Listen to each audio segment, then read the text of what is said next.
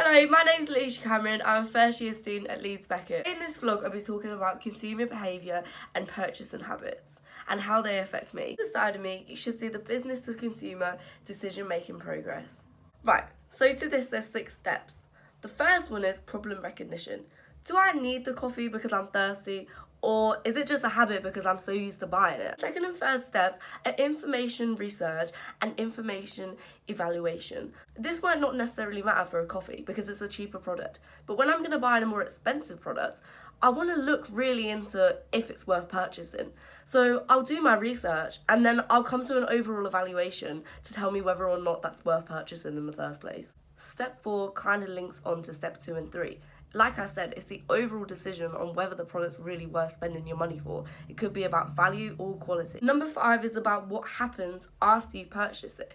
So you could be feeling negative about it, you could be feeling okay about it, you can also be feeling positive about it. That's whether you enjoy the product or not and if it's really worth your money. Coming on to number 6, it really matters about number 5 because that really influences your feedback onto the next kind of purchase that you make. To give you a better understanding of what I'm even going on about, I will show you my own consumer behaviour and why I buy products the way I do. Okay, so since filming the intro, obviously a global pandemic has kind of hit me, to which I have moved from Leeds, my student accommodation, all the way back to home, which is in Peterborough. As you can guess, my consumption has changed a bit as well. Part of the video, I'll mostly be going on about how what I used to do before the coronavirus hit compared to what I do now, and it should give me a better insight of what my actual consumer behaviour is, because obviously how it's dramatically changed would give me a better idea of what I'm used to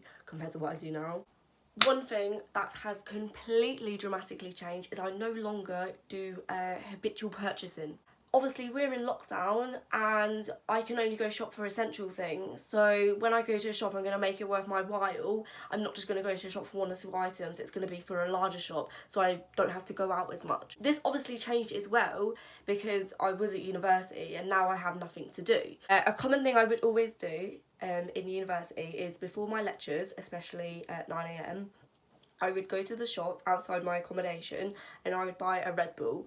Obviously, I don't have university anymore, I don't have 9 AM lectures, so that no longer is a thing of mine, whereas it was before, and it would be really common for me to do so. It was time consuming. I started doing it quite often. It kind of became like more of just a natural thing. You don't have to get up earlier anymore on a Monday morning. Instead, you can just go to the shop. It takes 1 minute to walk in there, walk back out, and you've got your caffeine fix for the morning. Instead of maybe making a whole coffee, which obviously would take longer. Especially in my kitchen, I was sharing it with 5 people, so it definitely would be really inconvenient in the morning if we all have uni at the same kind of time. But anyway, in the long runs, I no longer have to do that now, so that is something that I necessarily didn't realise I was doing until I was back home, because obviously it is not ideal to be going out and making these small purchases considering like we all have to stay inside. Perfect example of using that 6-step criteria is actually in fact just happened to me just recently. Having to come back home and with all like the gyms and stuff closed, I've had to work out within my home space. I did work out at the gym, so weights obviously would be provided, and now I had to find an alternative, which is using step 2 and 3 to kind of look and research different alternatives to help find a similar item to help me work out. As much as I would love to buy a whole weight set, I am on a student loan and I'm only 20, so it wasn't really in my price bracket, so I found the next best alternative, which are these lovely resistance bands. They're a great weight alternative. A lot of research before I purchased them because it means a lot to keep my health. Now using them, it's definitely impacted me very positively because I would have never purchased this if the gyms wouldn't have closed. In fact, I actually love them so much more than weights now. I feel like there's definitely a positive effect that I've brought them in the first place.